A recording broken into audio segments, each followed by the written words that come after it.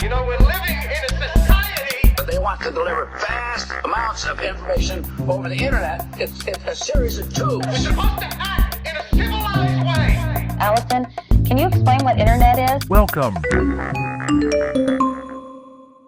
Hello, citizens of the internet. Welcome back to Indirect Message, a podcast about the cultural impact of the internet.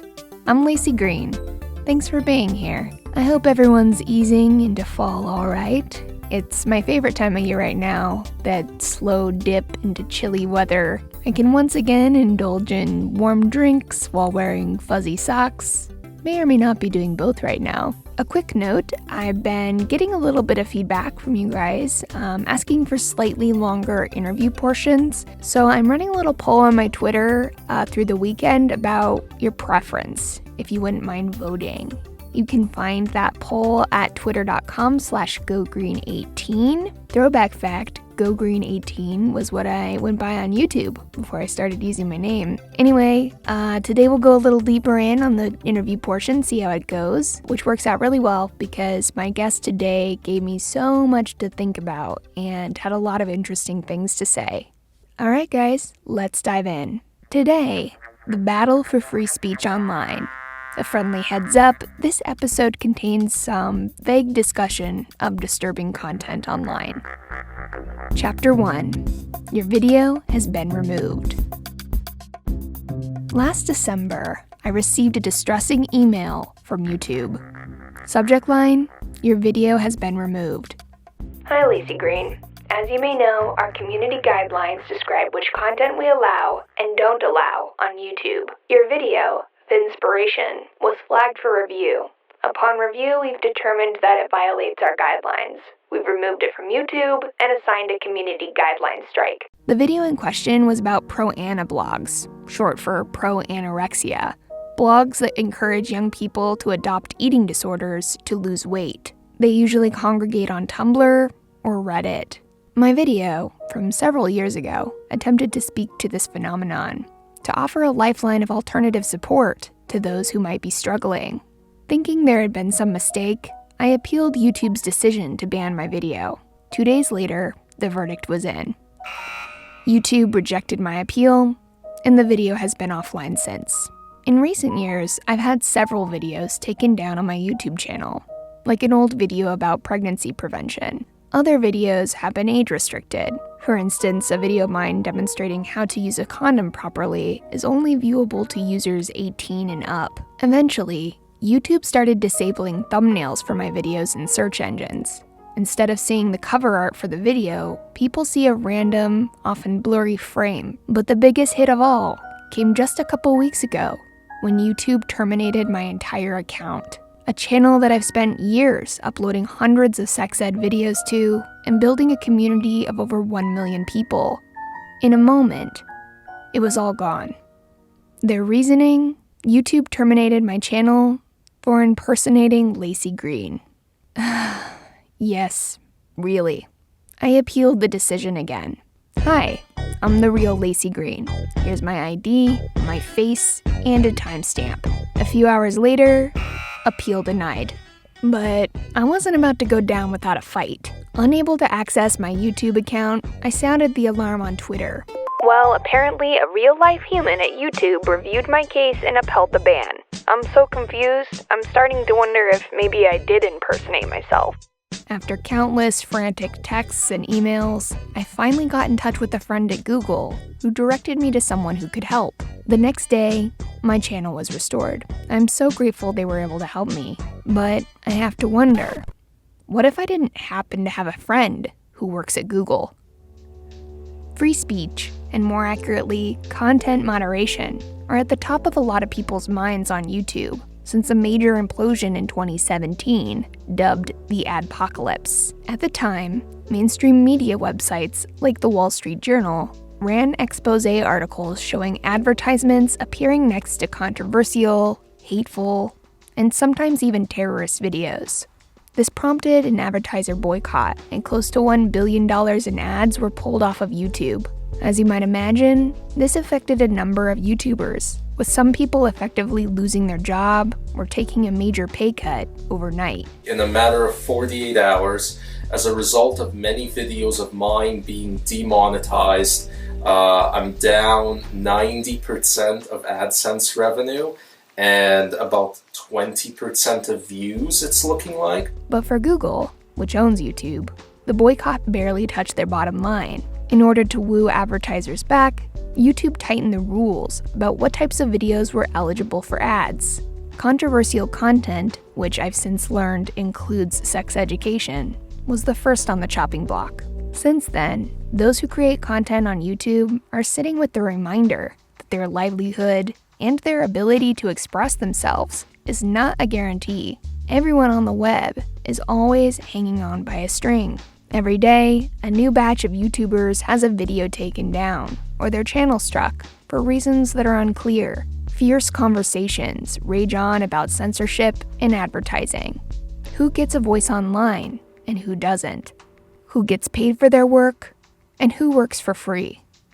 When a new incident of censorship happens, usually the user tries to get in touch with YouTube first. But in nearly every situation, we're met with radio silence. I suspect this is because the robot on the other end of the decision can't actually talk. I'm referring, of course, to the algorithm. Chapter 2, The Biggest Influencer. Every time you look up something online, or even just scrolling through your feed, algorithms determine what you see and how often you see it. Because of that, algorithms are pretty powerful. They affect what we buy, what we talk about, whose voices we hear, and naturally, what we believe about the world. Forget about PewDiePie, Ninja, or the Kardashians. The biggest influencers of them all are the algorithms. I should emphasize that these algorithms are necessary. There's simply too much information online. It has to be organized somehow. Not only that, but if there's disturbing content, for instance, nobody should be blindsided by a beheading on YouTube's homepage, which actually happened a couple years ago when an ISIS video trended on YouTube for 3 full days before the company addressed it. This is all very unsettling. Part of the problem is that big tech companies rarely disclose the details about how their algorithms really work. There's no transparency. It's all very mysterious, a strictly guarded secret. And yet, these algorithms have real-world consequences for all of us. At a media conference in 2016, Angela Merkel, the Chancellor of Germany, expressed her alarm. Algorithms, when they're not transparent, can lead to a distortion of our perception. They can shrink our expanse of information. This is a development that we need to pay careful attention to. The big internet platforms, through their algorithms, have become an eye of a needle, which diverse media must pass through to access other people. Another point of tension is that the formulas used by these algorithms tend to catch activist content that uses the same keywords, like my eating disorders video, or the current lawsuit against YouTube by a group of LGBT YouTubers for algorithmic discrimination.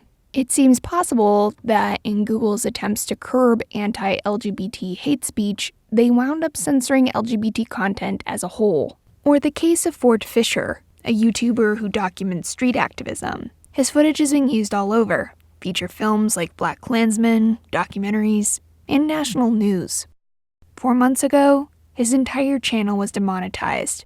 My whole philosophy is that by using raw footage and live stream to just show events exactly as they happened with very minimal or absolutely no commentary, you can really allow viewers to decide for themselves. And so we've documented all sorts of popular movements. So 4 months ago, when my entire channel was penalized, when my entire channel was demonetized, they actually deleted outright 2 specific news videos. A recent study was done which showed that there are about 1,000 terms that YouTube will pretty much automatically count towards demonetization, and included in that is homosexual and gay. Heterosexual and straight are not penalized by YouTube. There is a difference between content that covers hate and content that is in itself hateful. The question of how to deal with these problems is a complicated one. Transparency is a good start, But some of the other popular solutions currently at play create their own problems, like having humans filter the content instead. Requiring a human to moderate what's acceptable online means exposing them to horrific videos and pictures all day, every day. Rape, murder, violent porn, terrorism, you get the idea. Many of the workers hired to do this work are traumatized and suffer PTSD. Roz Bowden, one of MySpace's first moderators, wrote, "When I left MySpace, I didn't shake anyone's hands for 3 years. I'd seen what people do and how disgusting they are." Big tech companies usually pay pennies for this work abroad, and even in the US, the picture is grim. One report found that the average content moderator makes about $28,000 a year, while the average Facebook employee takes home about $240,000, nearly 10 times the amount. But even if human moderation were theoretically a humane solution that was fairly paid, this doesn't solve the problem of content that falls into gray areas. And I think gray areas are the trickiest area of all. Most people agree terrorism shouldn't be popping up on YouTube. But what about hate speech? What counts as hate speech? What type of content, if any, is so offensive that it deserves to be wiped from the face of the internet entirely? Chapter 3: The Great Gray Area. Let's be honest with ourselves here. Dating apps kind of suck. They take a lot of energy, they get us hooked with addictive swiping that goes nowhere, and they've normalized a lot of bad behavior, like ghosting. But it doesn't have to be like this, and there is a better way to do dating apps. That's where SweetPea comes in, the official partner of Indirect Message. SweetPea is a swipe-free app that helps us focus on what really matters: warm connections and meaningful conversations with each other. Check SweetPea out for yourself in the App Store. Every download really helps me out here on Indirect Message, and I hope it helps you guys find something or someone that's valuable as well. Here with me today to wade into the great gray abyss is Jillian York. Jillian is the Director for International Freedom of Expression at the Electronic Frontier Foundation, or the EFF. The EFF is a leading global organization that works really hard to protect our digital rights, and I really respect them as an organization. Jillian also runs OnlineCensorship.org, a project that helps people who have had their content unfairly removed or their social media accounts suspended. Jillian agreed to chat with me even while under the weather and traveling abroad. I'm truly grateful for it, and I hope you enjoy our conversation. Like every discussion on Indirect Message, the discussion of ideas should not be taken as an endorsement of them. Yeah, around the world, governments utilize a variety of different techniques to block websites, block keyword searches, and so it ranges from, a few governments in Europe which might block like a handful of websites that contain illegal hate speech, to, the examples of like China or Saudi Arabia, which block so much content. I would say about 10 years ago, I could easily say that like more than a third of the world was experiencing a censored internet, and I would say it's much more now. Is the censorship that's happening in those countries mostly, can we boil it down to government control of the populace, or is it about specific topics like sexual content? It usually comes down to a few topics. It's religion a lot of times, so anything that's dissenting from the majority. You've got criticism of the government. That's always a huge one. And then, of course, things around morality, sexuality, that sort of thing. And so you've got countries that block porn, but then you've also got countries that block sexual health information, which I know is an important topic to you, and a whole range of other things. That actually ties in with another question that I wanted to ask you about, what is and isn't allowed to be posted on Facebook or YouTube or Twitter. I think there's a lot of frustration about this online. I'm really ignorant on the issue of how content moderation actually works. I guess I'm wondering if you could shed some light on that and, how you think we're doing on the content moderation, if there's a better way to do it. So every platform has two documents that are public facing. One is the terms of service, which is usually around your legal rights. And then there's the community guidelines or community standards, which is typically an ever-changing document that, users have to abide by.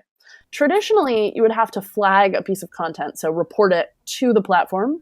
And then that piece of content would go into a queue. Then you've got the people who actually enforce the policies, which are often content moderators around the world in sometimes really religious countries like the Philippines.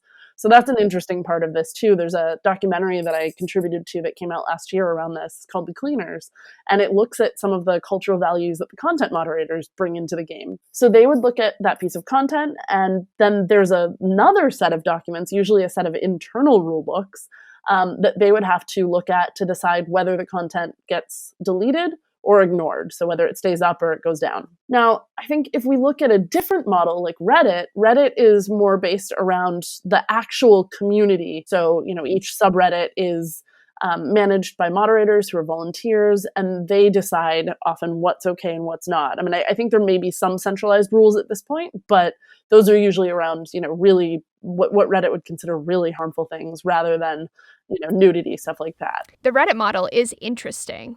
I've always really liked it. It felt more fair, but I guess it just depends on what subreddit you're on. Do you think there's some merit to that model? Oh, absolutely. I mean, I think there's a real problem with the idea of centralizing the system. I mean, it's essentially, it drives me nuts that Facebook calls it community policing, and that Mark Zuckerberg's always referring to 2-point-something billion people as a community. Facebook is not a community. It's, billions of different people in, tons of micro communities, let's say. And I've always thought that it would be better if, Facebook groups, for example, could police themselves, or if I could police my own page. I mean, sure, you might have certain things that are centralized and completely against the rules, such as, of course, child sexual abuse imagery, which is against the law. But, a platform might also make the decision that terrorism, and so they'd have to, of course, define that, but that terrorism is against the rules. But for all of the other stuff, for the stuff that, that qualifies as hate speech these days, which, I mean, really no legal definition of hate speech anywhere in the world would cover some of the stuff that Facebook takes down. I think that sort of thing is better adjudicated amongst a community of people. And they can decide to be as restrictive as they want. I live in Berlin in Germany, and one of the things that's really common there is bars will put up signs that say, no racism, no homophobia, whatever. And so that as you're walking into that bar, that those are the rules. And if you don't like it, you can go to a bar where those things are okay. But right now, we don't have that kind of choice on these platforms. And we've got a bunch of, frankly, rather unqualified people making and adjudicating the rules. If an alternative is for people to go into smaller communities then and to kind of, decide their own rules, is there any issue with a community that, say, allows pretty much anything, or a community that is a little bit ban happy? Are those sorts of things admissible? Because, well, if you don't like it, there's always another micro community that you can join. Well, it's funny because if you caught me a few years ago, I would have said, more of that, like, let's just have a total diversity of platforms and let's allow anything. But I think the trouble comes with some things like, so 8chan as an example here, right? Like, I think the trouble comes when you allow people to post the live streaming of a murder. That's the sort of thing where I think, how do we handle that? Is there any merit to that ever being allowed up? And does it inspire more violence? But let's take that extreme out of the equation for a minute, because I do think that that's an edge case in the broader topic.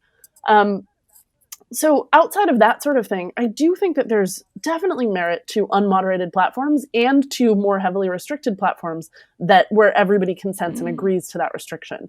So a really good example of this is Ravelry, the knitting site that banned any talk about Trump. I think maybe even any talk about politics. I mean, that's absolutely fine. Yeah. They want to talk about knitting and maybe, occasionally throw in some other light conversation. That's completely within their right. And on the flip side of that, I think it's absolutely fine to have a platform like, I don't know, Gab, where conservatives gather. Mm-hmm. Those things are fine and normal. I do think that there's some risk, if those are the only platforms that you're participating in, of the sort of filter bubble concept. The echo chambers. Yes, echo chamber siloing of opinions. But I think realistically, those aren't the only platforms that people are participating in. If you're on Ravelry, you're probably also on something else. Mm-hmm. If you're on Gab, you're probably also on something else too. Mm-hmm. If you have people who maybe have some sort of hateful or violent opinions all coming together in one space where they're kind of quarantined off from the rest of the internet, Do you think that could be dangerous in some way? Maybe by insulating people, it encourages them to radicalize and maybe make them more likely to act out in the real world offline? Yeah, definitely. I mean, I do think that there's a huge risk to that. So let's talk about ISIS, for example. So ISIS, I think, is a group that everyone in the world can pretty much agree on shouldn't exist, right? And yet a lot of that organizing, a lot of the recruiting, a lot of the discussions have happened on major platforms, particularly Facebook. And so I think that, having a group like that that's pushed off of Facebook and into a smaller, more private community, I mean, don't get me wrong, I'm not saying Facebook shouldn't ban them, but pushing them off into a community, on the literal or figurative dark web, could absolutely result in more real world violence. And I think that that's something that we need a lot more research on, a lot more empirical data, because a lot of the times when we're creating policies around stuff like this, people are just sort of going with gut reactions rather than actual data. But that said, we do know that those types of communities can engender real world violence. And I think that that's something that we have to think about. Do you think that AI can play any role in that? Is that a positive? A positive addition to the content moderation equation? Right now, AI is good at just a couple of things. One, it's obviously very good at identifying child sexual abuse imagery. We don't want human moderators to have to look at that sort of stuff. We know that it's traumatizing even just to see a couple of those images. So that's one good use of AI. Another way in which AI is being used, and this for me is a little bit more controversial, but it's quite clear. So a lot of the platforms use AI to identify terrorist imagery and video. But beyond that, I would say that AI is really terrible when it comes to text and sentiment analysis. When we're using AI to try to determine meaning behind what someone is saying. There's this project that came out a couple years ago called Perspective API. Have you heard of it? I have not, no. Okay, so it's a project of Jigsaw, which is a branch of Google, actually, or a branch of Alphabet. And the idea behind it is that news websites or platforms could utilize it to detect toxicity of comments. And you can't see me right now, but I'm doing big finger quotes around toxicity. Because what happens is when I go and type things into it, so anytime that I put the word fuck into it, it will determine that that is a very toxic comment. Even if I'm saying, wow, the fucking Red Sox did great. But if I say something like men are superior to women, the level is much, much lower. And so, one of the wealthiest companies in the world working on AI can't even get this basic thing right. And I think one of the things that we have to remember is it's not the technology that's the problem. It's often the people who are building it, the people who are putting their own values into the system. And so that's really what it comes down to is, are we capable of building a technology that could actually look at the sentiment of comments and get this right? And I kind of don't think so, because values differ across different societies. Yeah, and it's the values, and then there's also the question of how do you systematically evaluate tone and context? But it seems like asking a machine to understand the complexities of a human exchange is really, I don't know if I trust that or believe that that's a possibility. No, I agree. And I think that, even if it is a possibility, is that really the society that I want? And I can honestly say, no, it isn't. If we look at a really basic example, the word dyke. Dyke is a slur that lesbians took back over the years, as you well know. And it's a word that Facebook has a really hard time with, because they want to take it down when it's being used as a slur. But in doing so, that also results in them taking it down when women are using it to talk about their own communities. Is that your main concern, that it can't distinguish? Yeah, part of it's that it can't distinguish, and part of it's also just that, I don't know, maybe I have no right to say this, but that's the sort of thing where I'd much rather just use a big old block button to get rid of that person than to have a centralized platform decide that they're not allowed to speak anymore. Do I think that people should use the word dyke as a slur? Absolutely not.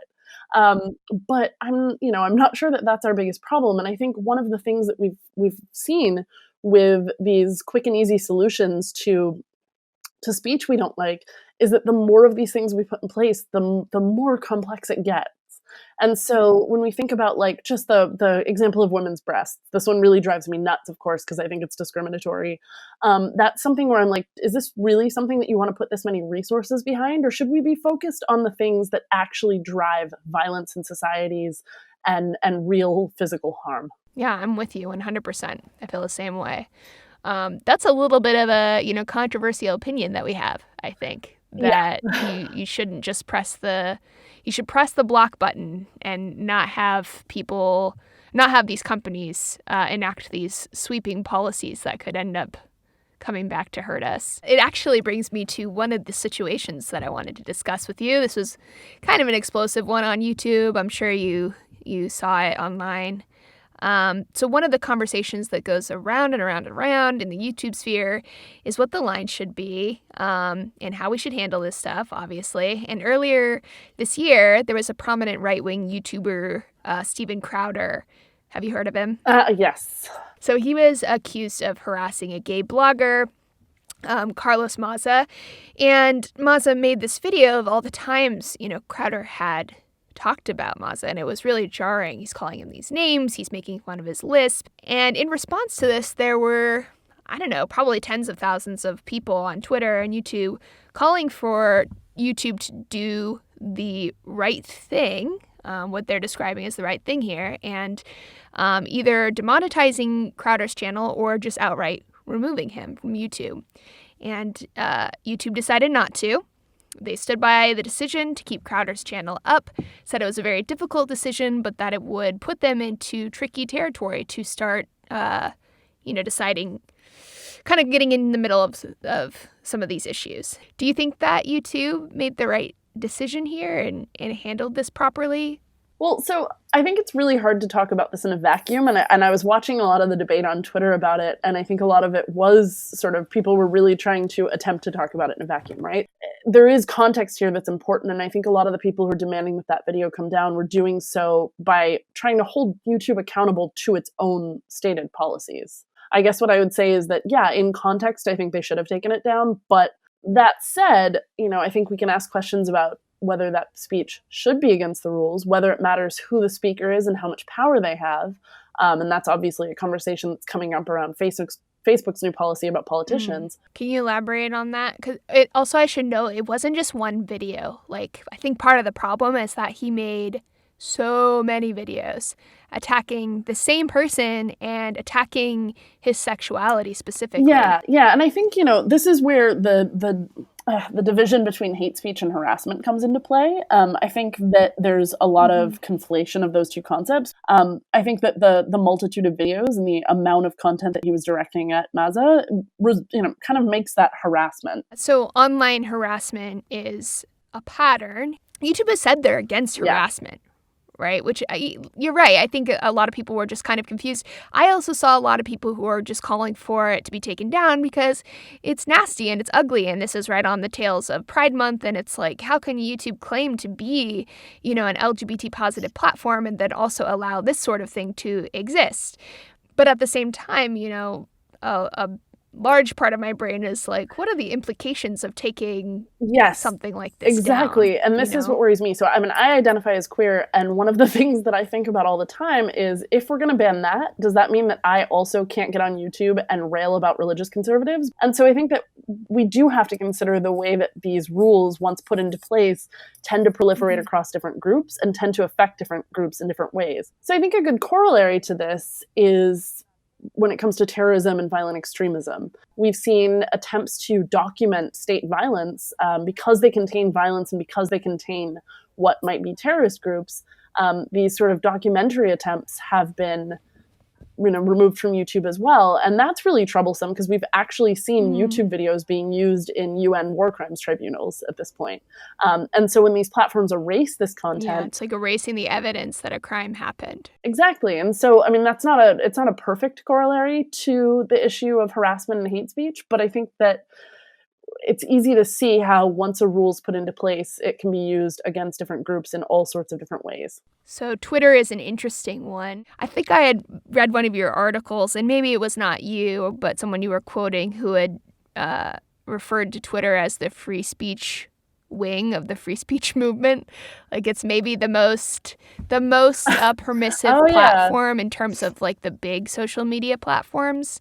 And I think part of why it's garnered this reputation is the policies you're talking about, but also Jack Dorsey, he's been in the media a lot because he has refused to ban far-right content and refused to ban some neo-Nazi content. Now, I do think people throw that around too much. It's kind of like a hammer that you throw around against people you're disagreeing with, which has been happening for a long time.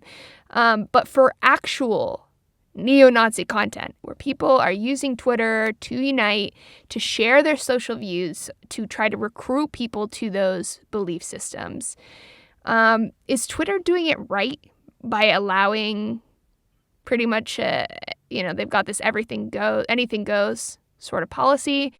Well, so let me break one myth real quick. Twitter does not have an anything goes policy, and if you look at their here, I'm going to pull up an article from 2018 that says Twitter has suspended nearly 1.2 million terrorist accounts since 2015. So that was in a 3-year period. Okay, wow, did not know that. Yeah, so there's no transparency around how they define terrorism, first of all. We think that it's probably based on the US list of designated terrorist organizations. If we're going to look at it that way, I think, they are not, and really have not been for a long time, the free speech wing of the Free Speech Party. Okay. Yeah, but that said, let's look at this problem, for example. So around Nazi content and neo-Nazi content. I think the first thing that they got wrong was verifying certain people. I know that they say that verification is just a method of identifying somebody as they are, but the way that they wield it is absurd. Using de-verification as a weapon to wield against people is also sort of ridiculous because, just taking away a blue check mark doesn't make Richard Spencer any less of Richard Spencer, right? He's still exactly the same person. And so wielding that as punishment is sort of a bizarre choice on their part. Mm-hmm. And then I think the next thing is that, this is where it gets complicated because unlike a lot of folks, I don't think that white supremacists should be taken down entirely just because they identify as white supremacists. Rather, I think that the smarter thing to do would be to look at the precise speech itself. And I'm not saying that, taking down tweets is the right answer. I think that that's actually been sort of a problematic decision in a lot of cases, and including around issues around Sesta Fosta. But I do think that we should be looking at the speech, not the speaker, for starters, at least. So let's parse that out a little bit. In terms of taking the tweets down, describing it as problematic, can you lay out why you think that's the case? I want to know what's going on. I want to know who's who. And so if you've got Richard Spencer on Twitter, but only his innocuous tweets are left up, are people as easily able to identify who he is? And I know that might sound silly, of course, because everybody knows who he is, but I'll give you a real life example. A few years ago, I was in Budapest and I saw a sign for an Army Navy store, US stuff, right? I love those kinds of stores. And it had a Confederate flag. And I thought, oh, that's kind of weird, but whatever. Maybe they don't really know what it means. Well, it turns out they really do know what it means, and because the swastika is banned in Hungary, the Confederate flag has become a stand-in for neo-Nazis. Yeah. So even when you try to censor people or take away the symbols, they'll find new symbols and they'll find new platforms. Yes. Yeah. And then I think the third reason is, of course, the Streisand effect, which most people are probably familiar with at this point, but if not, it's the idea that when you censor speech, it then proliferates times infinity or, whatever. And that is something that we've absolutely seen with some of these takedowns. I think, it's interesting because I think that there are valuable arguments to be made in favor of deplatforming. I think that the downfall of Milo Yiannopoulos is one of those examples where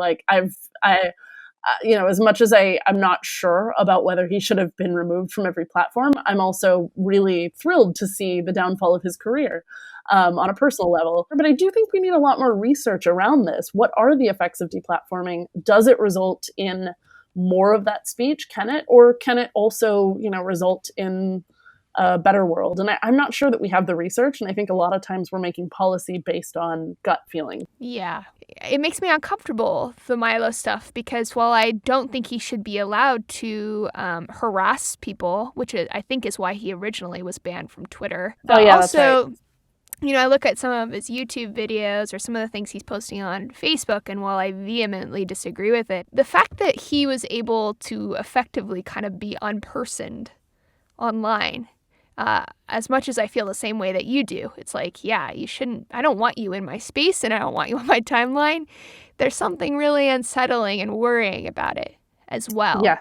That these platforms can just sort of decide that you just can't exist online anymore. Yeah, no, absolutely. And I've got two thoughts on this. One is a corollary and the other one is a potential solution. So I think in terms of the corollary, let's go back to Sesta Fosta for a second, because I've talked to a lot of sex workers who are really concerned, and you know, I don't think this is a conspiracy at all. I think it's very likely that platforms are sharing information about them.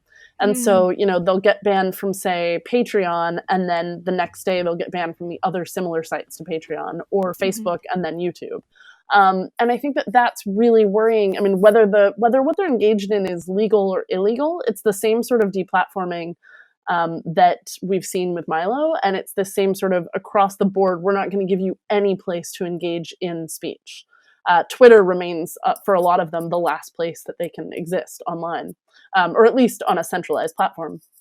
And so that's the corollary that concerns me. And again, I'm sure that there are going to be people listening who are like, oh, but that's totally different. Milo and sex workers, not the same thing. But I think what you have to remember is that the platforms don't think the way a lot of us think. The platforms see these as problems to be solved with the same solutions. And so they're using the same boxes to deal with different kinds of speech.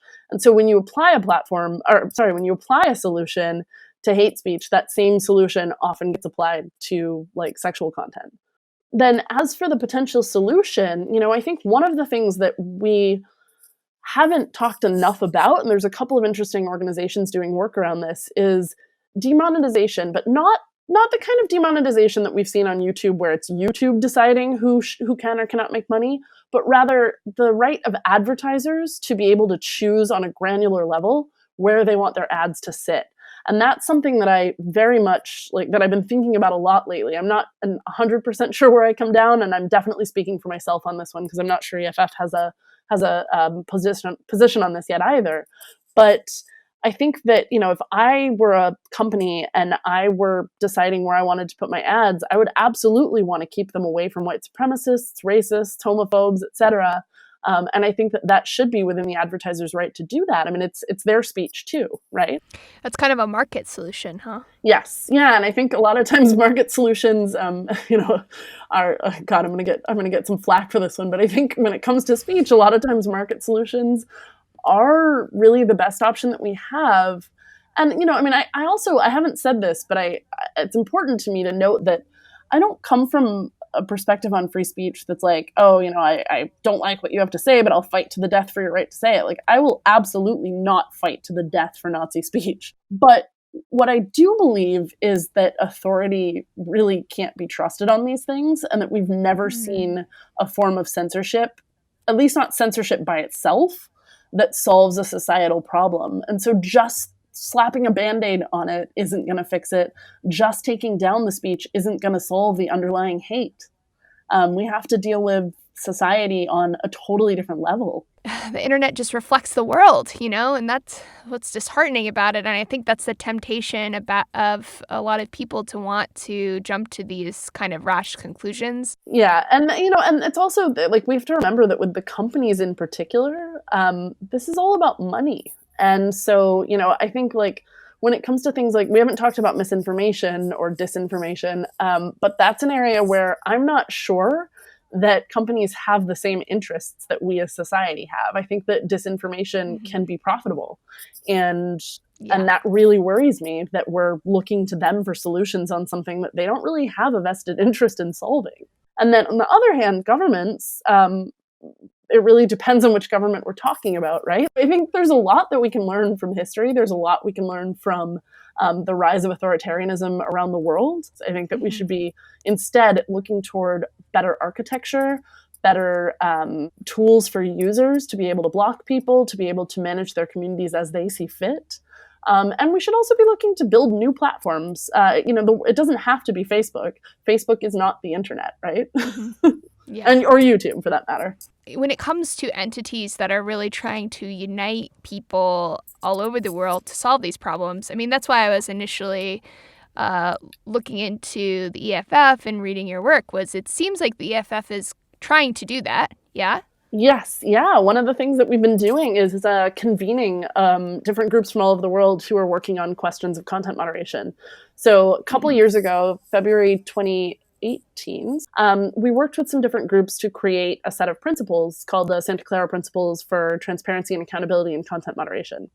And yes. Yeah, they're online. I read about this and I love it. Yeah, they're great. Yeah. They're really basic. And so there's more work to be done, of course. But one of the things that we did was we managed to get more than 100 different organizations, mostly free speech organizations, but some were other types of groups, together to sign a letter to Facebook urging them to implement these principles. And they actually responded by improving on a couple of the areas. They're not 100% there yet, but they did enact a couple of the things that we asked them to, including a full-scale appeals process, so that people, when their content's taken down, have the right to due process. That's amazing. For people who are not necessarily going to join an activist group, how can, the folks listening here who care about this stuff get involved or take action? What can we lazy people do? The term keyboard warrior gets a lot of flack, but I do think that speaking up about these issues is really important. These companies are increasingly looking to the public on some of these decisions. Twitter did a public comment period when they launched, or when they were creating their dehumanization policy. And actually the groups that I'm working with around the transparency initiatives are also looking to reach out to the public. And so I do think that it's possible to have a voice. People need to speak up for free speech. I worry that the entire concept is starting to disappear from our public consciousness because we're chipping away from it bit by bit. One of the things that I think about so much is just when we're demanding that companies or governments or whoever the authority may be, when we're demanding that they crack down on more speech, I think that we always have to consider how a certain policy will affect some of the most vulnerable or marginalized communities. On the next episode of Indirect Message. If men are incentivized to swipe right on, say, 50 to 65% of the profiles they come across, women get overwhelmed. This creates an environment where people end up spending way more time swiping and leads to what researchers call extreme strategies. We talk about the bizarre world of dating apps. This conversation blew my mind. I hope to see you guys there. I'll be back October 30th.